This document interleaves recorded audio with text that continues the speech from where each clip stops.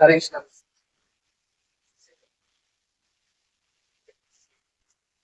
हरे कृष्णा बच्चों, कैसे हैं आप? आशा करते हैं अच्छे होंगे और मन लगा के पढ़ रहे हो, नोट्स बना रहे हो जैसा मैंने आपसे कहा था। तो आज जो हमारी क्लास है बच्चों, कल हमने आपको पढ़ा दिया था सिंधु घाटी का जो भौगोलिक विस्तार।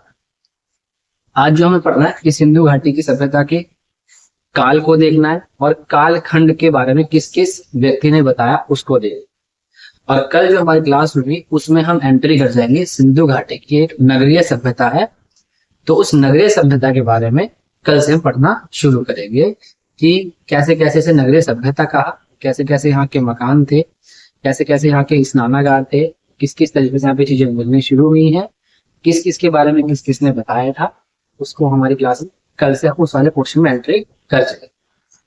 और लास्ट में सैंडव सभ्यता या हड़प्पा सभ्यता बोले या सिंधु सरस्वती नदी घाटी सभ्यता बोले, अब तो आप सबसे जागरूक हो चुके हैं। इसके हम प्रीवियस ईयर क्वेश्चंस करेंगे। कुल मिलाकर किसी भी आप पेपर में बैठेंगे तो आपको इससे क्वेश्चन मैक्सिमम इसी के अंदर से मिल जाए। देखो सारा तो नहीं मिलते, मैं बेकार में झूठ बोलूँ वहां करके कि सारा का सारा मिल जाएगा, 100% मिल जाएगा। कभी ऐसा पेपर नहीं बनता कि 100% आपको सारी चीजें मिल जाए। लेकिन पूरी उम्मीद ये करता हूँ कि जैसे अगर 50 क्वेश्चन जीएस के आएंगे तो कोशिश ये रहेगी आपको 30 से 40 के आसपास में क्वेश्चन मिले, क्योंकि जैसे जैसे अब हमारा काम बढ़ रहा है तो मैंने आपसे बताया था कि धीरे धीरे मैं बहुत सारी चीजें कवर करवाना शुरू कर दूँ। अच्छा, एक चीज बच्चों में और आपसे डिस्कस करने वाला हूँ, अगर आपको वो सही लगे तो मुझे बताना कि हाँ भैया आप ऐसा कर लीजिए, इससे भी बेनिफिट। अब सोमवार से जो आपको हमारी क्लासेस मिलेगी वो 11:30 बजे तो मिलेगी जीएस की, है ना, और शाम को 4 बजे मिलेंगी आपको क्लासेस, 4 बजे मिलेंगी आपको मैथमेटिक्स, ठीक है, डेली मिलेगी हर सोमवार से आपको शनिवार। संडे वाले दिन हम आपकी कोई क्लास नहीं भेजते, वो बच्चों सिर्फ इसलिए कि जो हमने मंडे से लेकर सैटरडे तक पढ़ाया है आप संडे में उसका पूरा रिवीजन करें, नोट्स बनाए उनका रिवीजन करें, मैथ्स का रिवीजन करें, जीएस का रिवीजन करें, और मंडे में जब हम आएंगे आपसे तो पूछेंगे कि आपने वो करा, तो आप बताएंगे कि हाँ भैया हमने करा। तो संडे में हम कोई क्लास नहीं डालेंगे सिर्फ इसलिए कि आप संडे में उसका रिवीजन करें। संडे में बहुत सारे काम होते हैं तो देख भी नहीं पाते, इसलिए संडे को और नहीं डालेंगे। मंडे टू सैटरडे हमारे क्लासेस आपके पास आएंगे। तो एक क्लास आएगी आपकी सुबह 11-11:30 बजे जीएस की जो मैं पढ़ाता हूँ, और एक क्लास आएगी आपकी शाम को 4 बजे जो आपकी मैथ्स वाले सर पढ़ाते हैं, है ना। और बच्चों मैं एक चीज क्वेश्चन मतलब शुरू करने की सोच रहा हूँ, अगर आप बोलेंगे तो वो करेंगे स्टैटिक जीएस का क्वेश्चन। जैसे हम सोच रहे हैं कि हम रात को डेली 9 बजे आपको स्टैटिक जीएस के डेली 20 क्वेश्चन भेजे। स्टैटिक जीएस जैसे वन लाइनर जो क्वेश्चन होते हैं ना वो आपको भेजे। वन लाइनर क्वेश्चन जैसे बाबर का मकबरा कहाँ है, एग्जाम में क्वेश्चन पूछ लेता है। जीएसटी को किस संविधान संशोधन से लागू किया गया, जीएसटी की फुल फॉर्म क्या है, टैक्स कितने प्रकार के होते हैं, है ना, वित्त आयोग किस अनुच्छेद में आता है, संसद किस किस से मिलकर बनी होती है, जैसे दिल्ली सल्तनत का कालक्रम बताएं ना, जैसे करंट में कोई चीज अपडेट हुई है कि HDI ह्यूमन डेवलपमेंट इंडेक्स में भारत की कौन सी रैंक है, WTO क्या काम कर रहा है इस समय, प्रधानमंत्री ने कौन सी योजना चलाई है। तो इसमें कुछ करंट के मुद्दे भी लिंक हो जाएंगे आप लोगों के, और स्टैटिक जीएस के भी लिंक हो जाएंगे। तो फिर 3 क्लासेस आपको मिल जाएगी, जैसे 11:30 बजे मिलेगी जीएस की, 4 बजे मिलेगी आप लोगों को मैथमेटिक्स की, और 9 बजे मिलेगा आपको स्टैटिक जीएस की। वो सिर्फ हम बनाएंगे 15 से 20 मिनट के, उसमें क्वेश्चन यहाँ लिखे होंगे और आप लोगों को वो स्क्रीनशॉट से अपने मोबाइल में मतलब उसका स्क्रीनशॉट ले लेना और फिर उसे नोट कर लेना और उसे डेली की डेली याद कर लेना। सोचो अगर मैं डेली 20 क्वेश्चन कराऊं तो आपके पास 6 दिन में जो क्वेश्चंस आएंगे, अगर हम 20 क्वेश्चन करते हैं तो 20 सिक्का 120, तो 120 क्वेश्चन आपके हफ्ते में बन जाएंगे, है ना। तो यानी 120 क्वेश्चन अगर हफ्ते में बन जाते हैं और 20 के 20 अगर आप डेली लर्न कर लेते हैं वन लाइनर क्वेश्चन, जिसमें हमारा सारा क्वेश्चन कवर होता चला जाएगा। स्टैटिक जीएस भी और डिस्क्रिप्टिव जो मैं पढ़ा रहा हूँ ये डेली ही चलता रहेगा। तो क्या होगा कि जैसे आप पेपर में बैठेंगे तो स्टैटिक जीएस के क्वेश्चन भी हम लोग कर जाएंगे, है ना। कई बार बुक पूछ लेता है, दिवस पूछ लेता है, त्योहार पूछ लेता है ना, और वाइल्ड लाइफ सेंचुरी जैसे वन्य जीव अभ्यारण्य पूछ लेता है, झीलें पूछ लेता है, पर्वत पूछ लेता है, तो ये स्टैटिक जैसे चीजें कवर हो जाए। अगर आप बोलेंगे तो हम 9 बजे इस वाले पोर्शन को और स्टार्ट करें। तो मुझे कमेंट में बताना कि अगर आप चाहते हैं ऐसे करना तो हम फिर 9 बजे भेज दें, नहीं तो जीएस 11:30 और शाम को 4 बजे मैथमेटिक्स आपको मिलता रहेगा। और अगर आप स्ट्रेटेजीज करना चाहते हैं तो कमेंट में बताएं, फिर उसको हम एकदम से जैसे आपके मैसेज हमारे पास आएगा तो उसके अगले या 2-3 दिन से उसका काम करके उसको हम डेली फिर 9 बजे आपको वो अपडेट करना शुरू हो जाएगा, जिसमें हम करंट भी डिस्कस कर लेंगे आप लोगों के साथ और साथ साथ स्टैटिक चीज, और आपका एक पैटर्न स्टार्ट हो जाएगा कि भाई हमारा रेलवे के लिए या हमारा एसएससी के लिए या हमारा किसी भी एग्जाम के लिए पैटर्न स्टार्ट हो चुका है कि पहले मैथ्स चल रहा है, पहले जीएस चल रहा है, फिर मैथ्स आ रहा है, फिर स्टैटिक जीएस आ रहा है, और अगर आप नोट आते चलेंगे तो फिर आसानी हो जाएगी आप लोगों को, है ना। तो उस तरीके से करें। चलो ये तो बात हो गई, जैसा कि मैंने आपसे कहा कि आप बताएंगे, लेकिन ये वाली बस तीसरी बात आपको बताने स्टैटिक जीएस शुरू करेंगे। 2 क्लासेस आपको रेगुलर मिलने स्टार्ट होगी मंडेज, ठीक है। उसमें हम बेसिक मैथ क्लास में आपको डालनी शुरू करेंगे, मैथ वाले सर ने बता दिया। अब जरा समझो, हमने सिंधु घाटी सभ्यता की जो क्लास है उसी की जर्नी को हम आगे बढ़ाते हुए चल रहे हैं। सिंधु घाटी सभ्यता में बहुत सारी चीजें फैक्चुअल जो पोर्शन थे वो हमने कवर कर लिए। अब सिंधु घाटी सभ्यता में आगे जो हम चल रहे हैं, आगे हम चल रहे हैं कि इस सिंधु घाटी सभ्यता का समय क्या रहा, है ना। तो इसके समय के बारे में बात कर रहे हैं आज हम। इसके फैक्चुअल पोर्शन जो होगा समय का उसे कवर कर जाएंगे, और कल से हम सिंधु घाटी एक नगरीय सभ्यता थी उस पे आज, ठीक है। अच्छा, सिंधु घाटी एक नगरीय सभ्यता थी, उसी के साथ में आपको मेसोपोटामिया और मिस्र की सभ्यता की समकालीन सभ्यता थी, उसके बारे में मैं आपको बताऊंगा। तो आज की जो हमारी क्लास है वो स्टार्ट होती है सिंधु सभ्यता का, या सिंधु घाटी सभ्यता बोलो या हड़प्पा सभ्यता बोलो, उसका समय क्या है। तो देखिए यहाँ पे सिंधु घाटी की देखो, सिंधु घाटी की जो सभ्यता थी, है ना, इसका जो समय बताया गया वो बताया गया लगभग 2500 से 1750 बीसी पर। मार्कर होगा यहाँ पर, देखना सर, मार्कर रखा हुआ है यहाँ पर, थैंक यू। सिंधु घाटी सभ्यता का जो समय था बच्चों वो था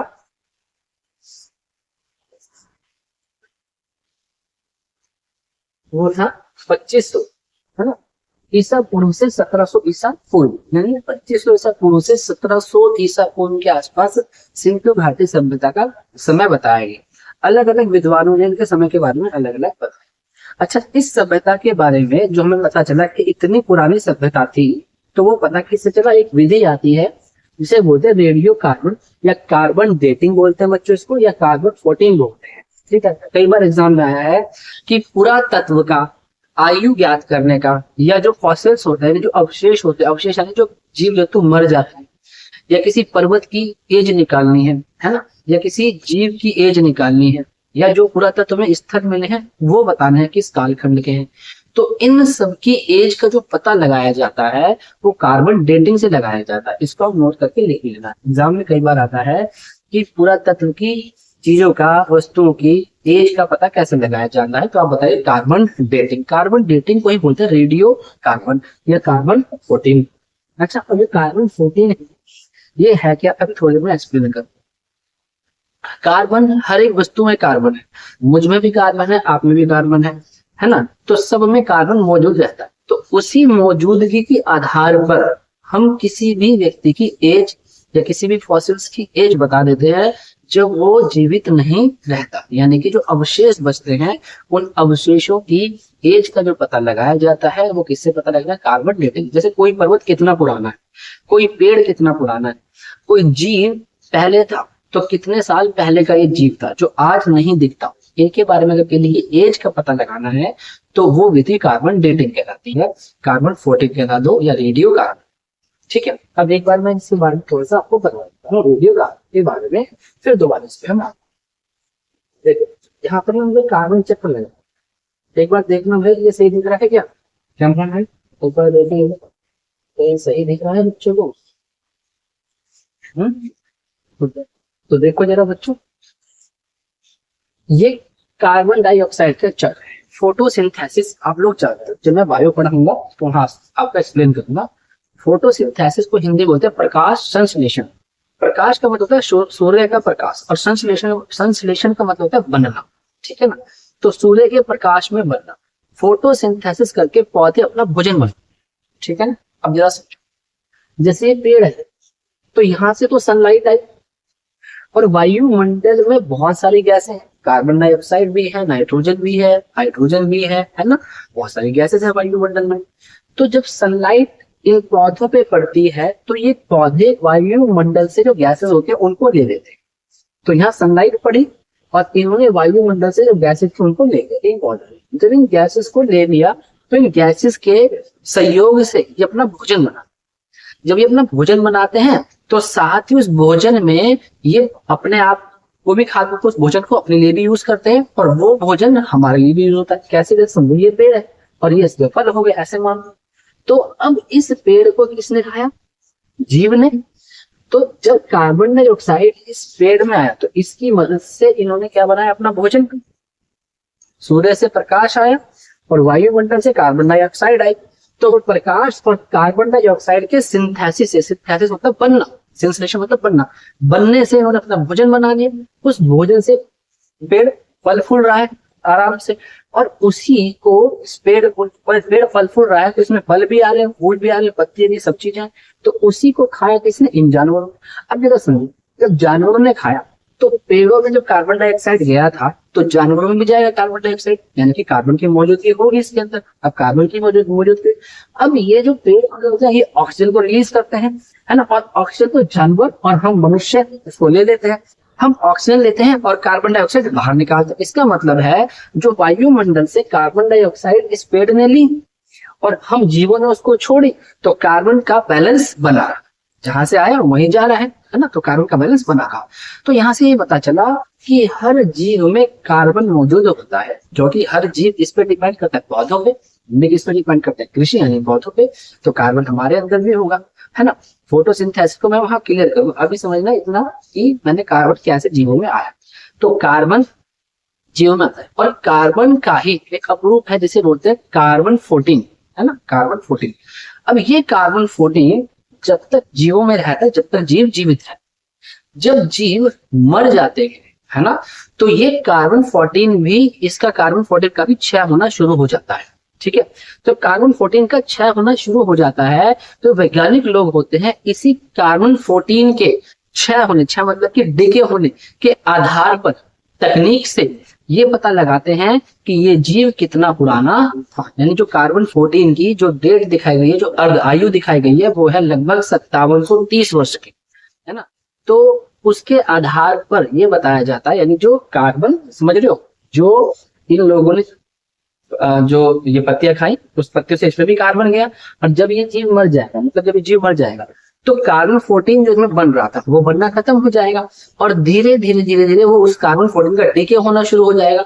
तो वैज्ञानिक लोग वो कार्बन का डीके कितने समय तक हुआ है उसको चेक करके ये बता देते हैं कि ये जीव कितना पुराना था, ठीक है। तो इसे बोलते हैं रेडियो कार्बन 14 या कार्बन 14। समझ में आ रहा है? बाकी बात हम साइंस में कर लेंगे इस चीज की, फिलहाल के लिए हल्का सा मैंने आपको हिंट दिया यहाँ पर। तो रेडियो कार्बन से आपके पेपर में क्वेश्चन आएगा कि जो पुरातत्व होते हैं उनके बारे में, उनकी एज के बारे में कैसे पता चलता है, अवशेषों की एज के बारे में कैसे पता चलता है, तो आप बताएंगे कार्बन डेटिंग से या कार्बन 14 से। तो बाकी चीजें हम कहा करेंगे बायो, ठीक है। इस बार क्वेश्चन को पढ़िए। रेडियो कार्बन हड़प्पा सभ्यता का समय 2500 ईसा पूर्व से 1700 ईसा पूर्व माना जाता है, यानी कि रेडियो कार्बन के तकनीक से ज्ञात किया गया कि ये तो 2500 से 1700 ईसा पूर्व के आसपास की सभ्यता थी। तो मैंने कालखंड बताया था कि कालखंड डिस्कस करेंगे, तो ये कालखंड माना। ये सभ्यता 400 से 500 वर्षों तक विद्यमान रही है, मतलब कि लगभग 400-500 साल तक ये सभ्यता रही है। कैसे सभ्यता का अंत हुआ वो नेक्स्ट, मतलब लास्ट क्लास में उसको ही पढ़े। तो इस सभ्यता कब से कब तक, लगभग 400-500 सालों की सभ्यता आपकी विद्यमान रही, सिंधु घाटी की सभ्यता, कालक्रम चल रहा है। यह सभ्यता अपनी परिपक्व अवस्था में, परिपूर्ण मतलब परिपक्व, यहाँ लिख रहा हूं मैं परिपक्व, ठीक है। ये सभ्यता अपनी परिपक्व अवस्था में 2200 ईसा पूर्व से 2000 ईसा पूर्व तक रही। दैट मीन्स कि जब बिल्कुल ये अपनी नगरीय सभ्यता में रही, तो नगरीय सभ्यता के अंदर ये 2200 से 2000 ईसा पूर्व तक रही। अच्छा बच्चों, यहाँ पर ना कुछ बुक्स में अलग अलग दे रखा है, तो भी मैं बता देता हूँ। जैसे एक बुक में दे रखा है कि जो इसका कालक्रम था वो 2300 से 1700 बीसी में माना जाता है। तो उसमें आप कंफ्यूज नहीं होना, कालखंड नहीं पूछा जाएगा। अगर पूछा जाएगा तो 2500 या 1700 आएगा, या 2300 या 1700। तो आप 2500 1700 आराम से लगा सकते हैं। और एक ये दे रखा है कि जो परिपक्व रही ये 2300 से 1900 कर रही, जैसे इसमें कहा ना कि 2200 से 2000 तक, तो कुछ कितना मिलता है 2300 से 1900, इसके बीच में ये बिल्कुल अपने चरम सीमा पे रही थी, बिल्कुल उन्नत सभ्यता रही। कई बार किसी बुक में ये मिलता है, तो इसे अलग से नोट करके देखिए ना कि किसी बुक में क्या मिलता है 2300 से 1900, इसी परिपक्व अवस्था इसकी मानी जाती। ठीक है, और ये सभ्यता लगभग 8000 साल पुरानी है। इसलिए जो इतने साल पुरानी, और मैंने बताया कि रेडियो कार्बन से काफी समय तक की एज का पता लगाया जा सकता है, तो इस सभ्यता का पता किससे लगा देगा, रेडियो कार्बन से।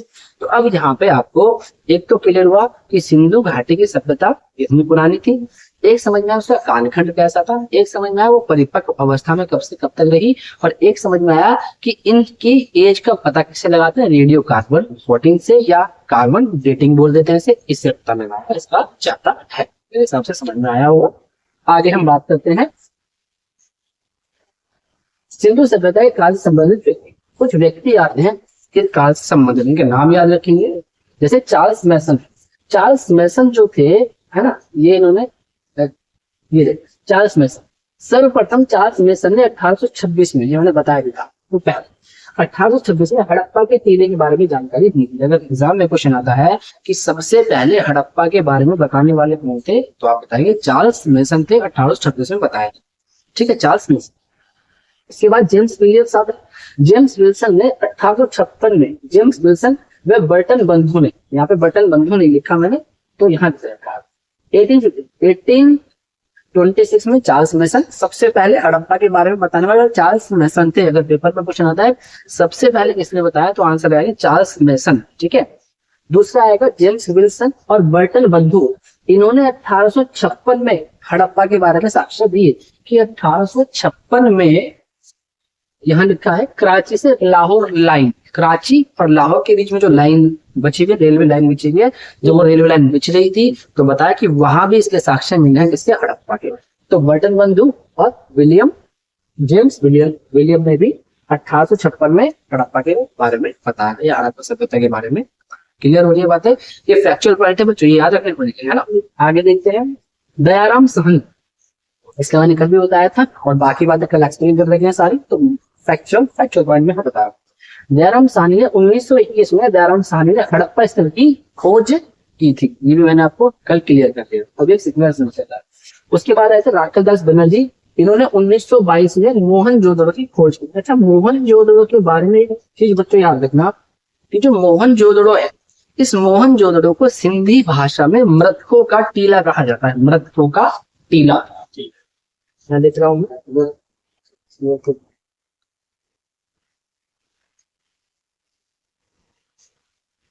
मोहनजोदड़ो, इसे कहते हैं मृतकों का टीला, इसमें कहते हैं इसे सिंधी भाषा। आया हुआ क्वेश्चन है, कभी पेपर में आया तो लगा देना कि मोहनजोदड़ो का क्या अर्थ है, तो आप बताएंगे मृतकों का टीला। दूसरा क्वेश्चन ये बन सकता है, मृतकों का टीला मोहनजोदड़ो को कहा जाता है किस भाषा में, तो आप बताएंगे सिंधी भाषा। ठीक है बच्चों, क्लियर हुआ। चलो, तो दयाराम साहनी ने किसकी खोज की, हड़प्पा की, और राखल दास बनर्जी ने किसकी खोज की, मोहनजोदड़ो की। और मोहनजोदड़ो को हम क्या बोलते हैं, मृतकों का टीला भी बोलते हैं सिंधी भाषा में। और जब मैं नगरीय सभ्यता स्टार्ट करूंगा कल से, तब इनकी और सारी बातें डिटेलिंग होनी शुरू। ठीक है, आज हमसे काम करेंगे। उसके बाद सर जॉन मार्शल, 1924 में सर जॉन मार्शल ने सिंधु सभ्यता का, जो सर जॉन मार्शल थे, इन्होंने जो ये सभ्यता खोजी जा रही थी हड़प्पा, कभी सिंधु नदी के पास, कभी सरस्वती नदी के पास, तो 1924 में सर जॉन मार्शल ने इसको नाम दिया सिंधु सभ्यता। अगर पेपर में आएगा कि सिंधु सभ्यता को सिंधु सभ्यता नाम किसने दिया, तो आप बताएंगे सर जॉन मार्शल ने इसे सिंधु सभ्यता नाम दिया 1924 में। और सर जॉन मार्शल जो थे वो भारतीय पुरातत्व के क्या थे, महानिदेशक भी थे। देखा मैंने, सर जॉन मार्शल 1921 से भारतीय पुरातत्व सर्वेक्षण विभाग के महानिदेशक थे। ये ध्यान रखना है ना, कि सर जॉन मार्शल 1921 से भारतीय पुरातत्व सर्वेक्षण विभाग के महानिदेशक थे और सर जॉन मार्शल ने ही राखल दास बनर्जी और दयाराम साहनी को ये काम सौंपा था कि आप लोग खुदाई करें और खुदाई करके जानकारी प्राप्त करें। तो इन दोनों की खुदाई के बाद ही सर जॉन मार्शल ने इस सभ्यता का नाम क्या दिया, सैंधव सभ्यता या सिंधु सभ्यता इसका नाम दिया। याद रखेंगे सारे वर्ड, चार्ल्स मैसन याद रखेंगे, दयाराम साहनी, राखल दास बनर्जी, सर जॉन मार्शल, सारे नाम याद, ठीक है। आ जाएंगे यहाँ देखो, अब कुछ विद्वान द्वारा सिंधु सभ्यता का कालक्रम बताते हैं, कुछ विद्वान इसका कालक्रम अलग अलग बताते हैं कि किस किस खंड में था। जैसे जॉन मार्शल, ये जॉन मार्शल कहते हैं, सर जॉन मार्शल, कि भाई ये 2500 या 2300 से स्टार्ट नहीं थी, ये तो सभ्यता 3200 से लेकर 2750 सपोज कर रही है। ऐसी अर्नेस्ट मेके बताते हैं कि ये सभ्यता 2800 से 2500 तक रही है। ये नामकरण याद रखना, पूछ लेगा कि सिंधु सभ्यता के विकास के बारे में, कालक्रम के बारे में किस किसने बताया, इनमें से कौन नहीं थे जिन्होंने नहीं बताया, तो ये फैक्चुअल पॉइंट है, याद रखें। माधव स्वरूप वत्स ने 3500 से 2700 तक बताया। सीजे गेट ने 2350 से 1750 नहीं है बच्चों, ये 1750 है, ये 1750, ये इसका पीरियड 2350 से 1750 ईसा पूर्व तक का। अच्छा, भी ईसा पूर्व का चक्कर मैंने अपनी पहली क्लास में समझाया, इसलिए मैं उसे यहाँ डिस्कस नहीं कर रहा हूँ। जिन बच्चों ने स्टार्टिंग से मेरी क्लास देखी होगी तो उन्हें पूरा तत्व भी समझ में आ रहा होगा, उन्हें बीसी भी समझ में आ रहा होगा, उन्हें ईसा पूर्व भी समझ में आ रहा होगा, उन्हें सब समझ में आ रहा होगा, ठीक है बच्चों। एक मिनट रुकेंगे, मुझे थोड़ी सी टेक्निकल प्रॉब्लम हो रही है तो शायद मुझे थोड़ा सा कम ही पढ़ाना पड़े, बाकी मैं अगली क्लास में से कवर कर दूंगा, देख है ना। अगर सही चलता है तो जहां तक मिलेगा आपको मिल जाएगा। अगर बीच में वीडियो बंद होती है तो अभी मैंने देखा इसमें कुछ टेक्निकल प्रॉब्लम हो रही है, तो फिर कल डिस्कस करना। वैसे जहां तक मुझे उम्मीद है हो जाएगा, है ना। अब देखो, और मार्टिन उमर व्हीलर ने 2500 से 1500 ईसा पूर्व तक इस कालखंड को बताया। ये सब किसमें चल रहा है, ईसा पूर्व में चल रही है। और फेयर सर्विस ने इसे कितना बताया, फेयर सर्विस ने इसे बताया कि 2000 से 1500 ईसा पूर्व तक रही। इसका मतलब है सिंधु घाटी सभ्यता के काल के बारे में इन लोगों ने बताया। आप इसे एज इट इज उतार लेना, है ना। स्क्रीनशॉट लेना चाहते हो देखो, उसे लिख जरूर लेना। अगर क्वेश्चन आए तो आपका छुपना नहीं चाहिए बिल्कुल भी बच्चों। सिंधु सभ्यता आदि ऐतिहासिक युग से संबंधित है, इसे ध्यान रखेंगे, आदि ऐतिहासिक युग से, क्योंकि आदि ऐतिहासिक युग में मैंने आपको बताया था कि लिपि मिल तो गई थी लेकिन पढ़ी नहीं जा सकी थी, इसलिए सिंधु घाटी की जो सिंधु सभ्यता की जो लिपि थी उसे पढ़ा नहीं जा सका था। और सिंधु सभ्यता के लोगों को किसका ज्ञान था बच्चों, मैंने बताया था तांबे का भी और कांसे का भी, है ना। उन्हें तांबा टिन को मिलाया, कांसा बनाया था, तो तांबे का भी ज्ञान था और कांसे का भी ज्ञान था। वो लोहे से परिचित नहीं थे, सिंधु घाटी सभ्यता के लोग लोहे से परिचित नहीं थे, ये ध्यान है, ठीक है। ये फैक्चुअल पॉइंट है याद। और ये लास्ट है हमारा, पूरा हो जाता है। देखो जो टिन मिलता है, ये कुछ वो वस्तु है जो हमें कहाँ से पाई गई, यानी कि सिंधु सभ्यता के लोग कहीं से आयात भी करते थे चीजों को, और कुछ चीजें यहीं मिलती थी उन्हें, तो इन चीजों का आदान प्रदान चलता रहता था। जैसे एग्जाम में आएगा टिन, तो टिन कहाँ से मिला है, अफगानिस्तान और ईरान से, है ना। पूछेगा सिंधु सभ्यता के लोग टिन कहाँ से आयात करते थे, तो बताएंगे अफगानिस्तान और ईरान से। शीशा आएगा तो ईरान अफगानिस्तान, यहाँ अफगानिस्तान नहीं लिखा, उसे मैं लिख देता हूँ, नहीं है मैं यहाँ पे लिख रहा हूँ, अफगान लिख दिया मैंने, आप समझ जाना अफगानिस्तान, ईरान अफगानिस्तान। और अजमेर, यहाँ से क्या मिलता था, शीशा मिलता था। तांबा कहाँ से मिला है, बलूचिस्तान से तांबा मिला है, ओमान से मिला है, और राजस्थान के खेतड़ी से मिला है। राजस्थान खेतड़ी नहीं लिखा, वो लिख देना, राजस्थान का खेतड़ी। राइटिंग थोड़ी गड़बड़ हो गई यहाँ पे,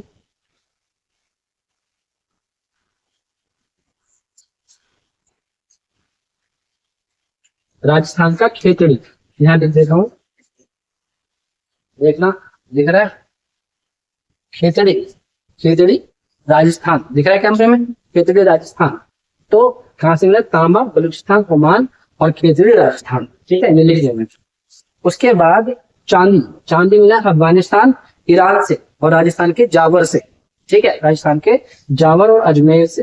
गोमेद सौराष्ट्र, सौराष्ट्र गुजरात का भाग, सौराष्ट्र गुजरात का भाग है गोमेद। सोना अफगानिस्तान और ईरान से, साथ ही कर्नाटक दक्षिण भारत से, अफगानिस्तान ईरान और कर्नाटक दक्षिण भारत। और लाजव्रत नहीं है, व्रत है, लाजव्रत, लाजव्रत मेसोपोटामिया से मिला है। जो लाजव्रत होता है बच्चों, ये नीले रंग का एक पत्थर होता है, नीले रंग का, और जो गोमेद होता है ये भूरे सुनहरे रंग का एक रत्न होता है, ठीक है। तो ये यहाँ से मिले हैं, है ना, और ये लगभग अफगानिस्तान से मिलता है लाजव्रत। तो बच्चों ये हमारी क्लास यहाँ पे पूरी होती है ना। थोड़ी सी प्रॉब्लम मुझे दिख रही है, तो अब यहाँ पर कंप्लीट कर लिया हमने इसके साथ में, है ना, जो इसका फैक्चुअल पॉइंट था ये हमने कवर करा। अब हमने इसका काल क्रम भी देख लिया। अब जो हमारी नेक्स्ट क्लास है वहां हम स्टार्ट करेंगे सिंधु घाटी एक नगरीय सभ्यता थी और उसके नगर निर्माण को मैं शुरू करूंगा और हमारी जर्नी शुरू होगी अब इसकी नगरीय सभ्यता में, और हर एक स्थल के बारे में हम जानते चलेंगे। तो यहाँ तक फैक्चुअल पॉइंट भी खत्म हुए, सारी बातें खत्म हुई। अब हम स्टार्ट करेंगे इसकी जर्नी में कि एक नगरीय सभ्यता थी, कितने स्थल मिले, कैसे मिले, कहाँ मिले, सारी चीजें हमारी कल से फिर बात बढ़ेंगे इसमें आगे। चलो बच्चों, मिलते हैं नेक्स्ट क्लास में। हरे कृष्णा, धन्यवाद। इसी तरीके से बने रहिए, पढ़ते रहिए, मेहनत करते रहिए। बहुत अच्छा लग रहा है आप लोगों को पढ़ाते, आपके जैसे जैसे हमारे सब्सक्राइबर बढ़ रहे हैं, आप लोगों के कमेंट मिलते हैं तो बहुत उत्साह मिलता है उस चीज से। आप बस मन से पढ़े, मैं मन से पढ़ाता चलूंगा। आगे सब राधा कृष्ण के ऊपर है, वो हमारे साथ है, उनके भरोसे हमें चलना है और हम आराम से कामयाब होते चलेंगे। हरे कृष्णा।